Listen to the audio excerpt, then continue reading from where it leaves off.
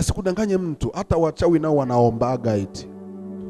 Mchawi anaomba afanikiwe kuloga, afanikiwe kuua.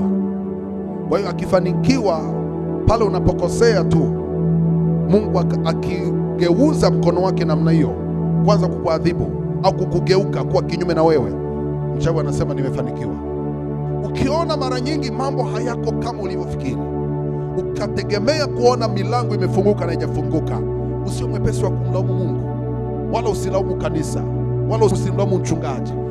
Jihoji mwenyewe. Je, umefanyaje mbele za Bwana? Je, umesimama vizuri kwenye zamu yako mbele za Bwana? Je, umetembea na Mungu vizuri? Je, umemfanyia vile anavyotaka ufanye? Mtu mmoja alikuwa anaeleza mambo ambayo Yesu alikuwa anazungumza naye. Anasema Yesu alimwambia, anaenda kuambia watu wangu, kuna makosa madogo sana yatawapeleka jehanamu. Makosa aliyoanza kuorodhesha, jambo la kwanza, kutokutoa fungu la 10. Kosa la pili, kuchelewa kuja kanisani. Yaani sio kuchelewa kutokuja tu, vile unavyokuja nje ya wakati ni dhambi. Ndio maana unaweza ukaona unajikomba kwa mtu lakini mtu anakukimbia. Unajileta kwa watu lakini watu wanakaa mbali. Ukiona kitu cha namna hiyo, usilazimishe.